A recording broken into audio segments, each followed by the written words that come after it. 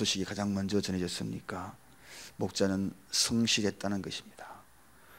뿐만 아니라 깨어 있었다는 것입니다. 뿐만 아니라 심령이 가난했다는 것입니다. 그러한 마음과 심령 상태에 있는 그 목자들에게 가장 하늘의 기쁜 소식이 전해졌습니다.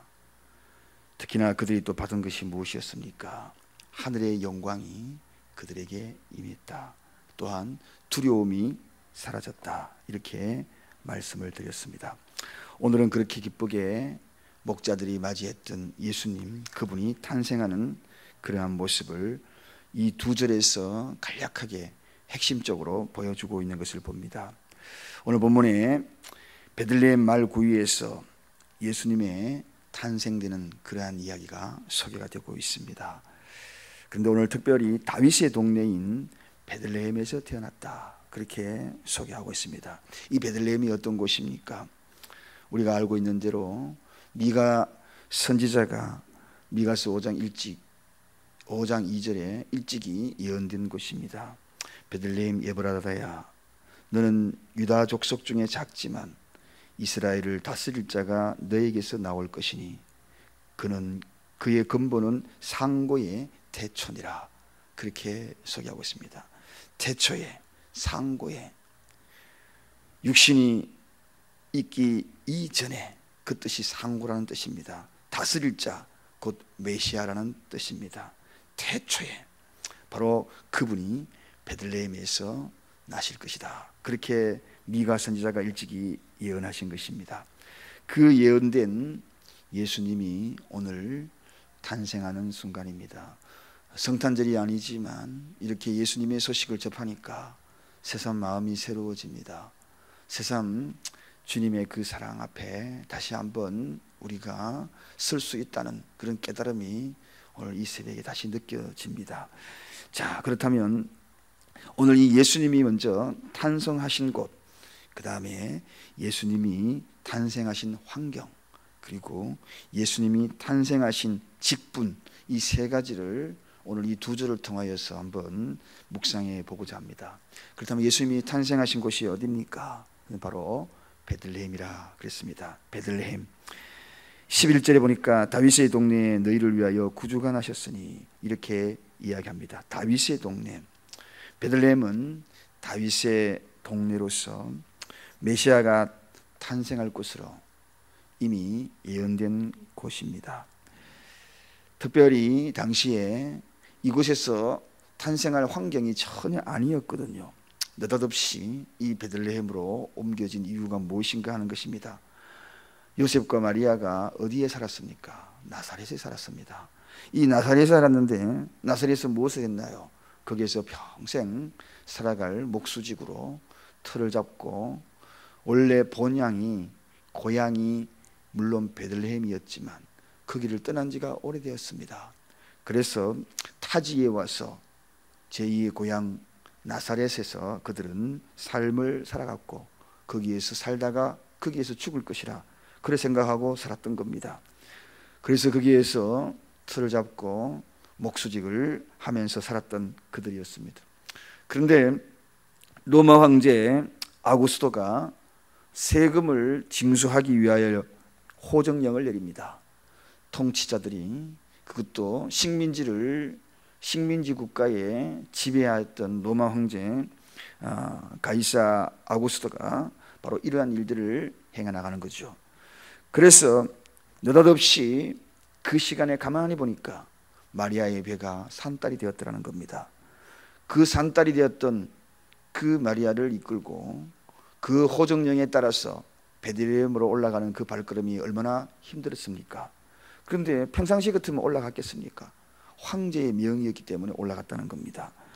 그것도 산달이 임박하여서 언제 아기가 나올지 모르는 그런 상황에서 베들레헴으로 그 먼 길을 떠났던 겁니다. 오늘날 같으면 이해가 안 갑니다. 또 하지만 그 당시에 그런 환경이 바로 이러한 모든 것들이 하나님의 섭리에 의해서 움직인 것을 우리는 철저히 이해할 수가 있습니다.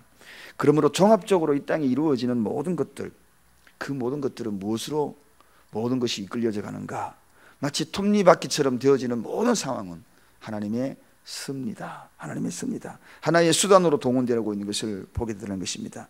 즉 세상의 정치, 그리고 인간의 활동, 그리고 생물학적인 인간의 변화, 이 모든 것들, 이런 모든 환경들 다 알고 보니 하나님의 섭리를 이루기 위한 하나의 수단으로 다 사용되어지더라는 것입니다. 그래서 오늘 이 구속사의 이 모습이 베들레헴으로 그들이 느닷없이 정치적인 상황, 그렇지 않습니까? 인간들의 활동, 생리적인 것, 이 모든 것들이 다 종합적으로도 빈틈없이 하나님의 계획과 섭리 속에 이루어지더라. 이게 바로 탄생하신 이 베들레헴의 신비입니다. 두 번째, 이 베들레헴의 뜻이 어디입니까? 무슨 뜻입니까? 떡집이라는 뜻입니다. 성육신하는 것은 바로 이 떡집에서 이루어졌다는 것입니다. 성육신에 이루어지면 떡집에서 이루어졌다. 예수님이 언젠가 말씀하셨습니다. 요한복음 6장 51절에 나는 하늘로서 내려온 산떡이니 사람이 이 떡을 먹으면 영생하리라, 그렇게 소개하고 있습니다. 예수님을 스스로 떡이라 그랬거든요. 바로 떡집에서 태어나신 것입니다. 그분은 생명의 떡이라고 스스로 말씀하신 것입니다. 우리가 잘 알고 있는 대로 예수님은 생명의 떡으로만 비유하면서 또 말씀하신 것이 있지요. 그것이 무엇입니까? 요한복음 6장 49절로 가보면 자기 자신을 소개할 때에 광야에 내린 만나다, 그렇게 소개합니다. 우리가 잘 알고 있는 대로 이 떡은 애굽 백성에게 굉장히 중요합니다. 또 유월절의 상징으로 그들에게 기억이 되고 있습니다. 히브리 백성들이 양의 피로 좌우 문설주에 바르고 그리고 누룩이 섞이지 않는 그 떡을 먹습니다. 그것은 바로 유월절의 상징적인 의미를 갖고 있지요. 그리고 또 이 떡은 광야에서 40년간 하늘의 만나를 경험하면서 그 떡을 몸에 살아왔습니다. 또 예수 때에 이르러서는 내 살과 그리고 피를 표현을 할 때에 이 살을 떡으로 표현하는 것을 우리가 보게 됩니다. 즉 이것이 오늘날 우리에게 이제 성찬식의 유래가 되는 거죠. 영원한 인생의 자유를, 영혼의 자유를 우리에게 허락하여 주시는 그러한 생명의 떡, 그것이 바로 주님을 상징하게 됩니다. 그것이 바로 생명의 떡으로 하늘에서 오는 거죠. 이 떡집, 베들레헴은 바로 이 떡집에서 떡집이라는 의미를 담고 있고 바로 이 떡집에서 주님이 태어나신 것입니다. 이처럼 우리 주님은 생명의 양식입니다. 그분은 생명의 양식으로 이 땅에 오셨음을 분명히 바로 베들레헴이라는 곳에서 태어나심으로 말미암아 우리에게 증명되어지는 것입니다. 두 번째, 예수님이 탄생하신 환경을 한번 들여다보십시다. 환경이 어떤 환경에서 태어나셨습니까? 그분은 여행 중에 태어난 것을 봅니다. 고향으로 돌아와 그리고 여행 끝에 다시 고향으로 돌아와 예수는 여행 중에 탄생하시는 것을 보게 되더라는 것입니다. 그렇습니다. 바로 우리의 인생도 마찬가지입니다. 우리의 인생은 바로 나그네임을 분명히 예수님의 모습을 통하여 보여주고 있습니다. 여행 중에 궁극적으로 고향으로 돌아가야 될 곳이 있고 그리고 우리의 인생의 모든 여정은 나그네 인생이다. 나그네 인생이다. 이 나그네 인생의 상징적으로 보여주는 모습입니다. 사랑하는 여러분, 이 땅에 우리가 하루를 살아가지만 오늘 하루의 모든 삶은 나그네입니다. 예지중지했던 것들 다 놓고 떠나야 될 나그네입니다. 내가 열심히 일을 했던 그러한 모든 것들, 도구들, 망치들, 톱 다 내려놓고 떠나야 될 나그네입니다.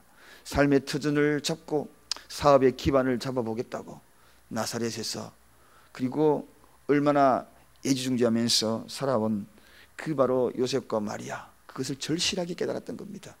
사랑하는 여러분, 오늘도 무엇을 위하여 무엇을 어떻게 하기 위하여 열심히 살아가시는지 각자의 삶의 태연에서 열심히 사는 것 참 중요합니다. 그러나 순간순간 우리가 잊지 말아야 될 것은 내 본향이 따로 있다. 돌아가야 될 곳이 따로 있다. 이것을 잊지 말고 살아가는 것이 바로 우리의 삶이 아닌가. 여행 중이다. 지금은 여행 중입니다. 저와 여러분은 여행 중입니다. 걸어가는 여행 중입니다. 이것이 예수님의 타신 태어나신 환경을 우리 통하여서 보여주고 있는 것이고, 두 번째는 어디에서 나셨습니까? 말구유에서 태어났거든요. 오늘 12절에 보니까 너희가 가서 강보에 쌓여 구유에 누인 아기를 보리니, 그렇게 소개합니다. 바로 이 구유라는 표현, 바로 말구유랍니다. 말구유. 예수님은 바로 이 말구유, 그의 자기 비하의 시작이 바로 이 말구유에서 시작이 됩니다. 고난의 시작이 바로 이 말구유였습니다. 죄악의 가장 처절함이 무엇인지 바로 말구유였다는 겁니다. 가장 낮은 삶으로부터 시작하는 말구유. 사랑하는 여러분, 그렇습니다. 가장 낮은 곳에서부터 시작하여서 가장 높은 곳까지 전체를 다 점령해버린 그분이 바로 예수님입니다. 그렇게 높은 곳에서 낮은까지, 알파와 오메가, 이 모든 것들을 증명하는 겁니다. 가장 낮은 곳, 천하디천한 그곳으로 오신 것입니다. 천한 삶이 무엇입니까? 그 당시에 어부들과 함께 만남을 즐겨하셨고, 세리, 창기, 병자들, 실직자들, 이 모든 가장 낮은 자들, 그들과 어우러지기 위하여서 높은 보좌를 포기하고 그게 오신 것입니다. 친구로 오신 것입니다. 이 세상에서 머리들 곳 없는 가난한 삶의 첫걸음을 바로 이 말구유에서 하신 것입니다. 그의 생애가 가난과 비천함을 통하여서 거룩함을 드러내는 그러한 말구유에서 출발했다는 것입니다. 그래서 그분이 우리에게는 더 친근감을 갖게 하는 거 아닙니까? 여러분이 초라해지고 여러분이 나약해질 때마다 가장 선하고 낮은 그분이 우리에게 오셨으므로 나도 그분의 친구가 됐다는 소망적인 그러한 메시지가 아니겠습니까? 그러므로 오늘 이 땅에 어떤 제목을 가지고 살아가며 인생의 위기를 경험하고 또 아픔을 경험하고 살아갈 때마다 우리에게 간절하게 다가오는 그분의 가장 사랑스러운 음성들을 들을 수 있는 그러한 모습이 바로 이 말구유 아닙니까? 사랑하는 여러분, 오늘도 말구유에 오신 그런 환경, 그 환경 속에 오신 예수님이, 그래서 우리가 좋아하는 겁니다. 그래서 그분이 말씀하셨잖아요. 체휼하시겠다고. 공감을 가지고, 공감대를 가지고 저와 여러분과 함께 하시겠다고. 세 번째입니다. 그 환경이 어떻습니까? 오늘 12절에 보니까 이것이 너희에게 표적이니라. 참 이상합니다. 세상은 화려함을 드러낼 때마다 표적이라고 이야기하는데 예수님의 표적은 너무 초라하지 않아요? 말구유에 태어난 것이 뭐가 그렇게 표적입니까? 베들레헴 떡집에서 여행 중에 초라한 데서 태어난 것이 뭐가 그렇게 표적입니까? 오늘 성경은 이렇게 이야기합니다. 예수 그리스도의 화육, 성육신함이 이 말구유에 태어난 것이 기적 중에 기적이라는 것입니다. 만왕의 왕 다스릴 그분이 말구유에 태어난 것이 기적이 아니겠습니까, 여러분? 말구유에 태어났다는 것이 바로 모든 만민을 위한 밥이 되기 오셨다는 것이, 이게 기적이 아니겠냐는 것입니다. 무엇이 기적입니까? 어떤 기적을 추구하며 살아가겠습니까? 가장 큰 기적은 만왕의 왕 되신 그분이 말구유에 태어났어. 낮디 낮고 천한 저희와 친구가 되시고 우리의 생명의 떡이 된 것이 기적이라는 것입니다. 오늘도 이 기적 앞에 우리가 가져야 될 태도가 뭡니까? 그분의 직분을 생각하며 겸손히 그 앞에 부복하는 것입니다. 오늘 11절에 그분의 직분이 무엇이었나요? 너희를 위하여 구주가 나셨으니 곧 그리스도 주시니라. 말구유에 태어난 그분 앞에, 그분은 곧 주시니라. 직분을 분명히 드러내고 있습니다. 제가 서두에 이야기했습니다. 탄생하신 곳, 환경, 직분, 바로 그분은 구주라는 것입니다. 우리를 살릴 수 있는 유일한 분, 바로 메시아라는 것입니다. 기름 부음의 은혜를 입은 그리스도, 왕으로서, 제사장으로서, 선지자로서 이 모든 종합을 완성시키러 오신 구주라는 것입니다. 이것이야말로 오늘 우리에게 소망인 것입니다. 이 새벽에 발걸음으로 이곳에 옮기기 참 쉽지는 않았을 것입니다. 그러나 주님 탄생하심을 이 새벽을 통하여 분명히 깨닫고 돌아갑니다. 베들레헴 떡집에서 태어나신 주님, 여행 중에 말구유에 표적으로 나타나신 주님, 그리고 인류의 메시아가 되신 우리 예수님, 오늘 그분 앞에 나오신 여러분 진심으로 환영합니다. 간절히 기도하시다가 왕의 이름을 부르시고 마음껏 여러분의 심정을 토설하고 돌아가는 오늘 이 새벽이 되시길 바랍니다. 기도하시겠습니다. 하나님 아버지,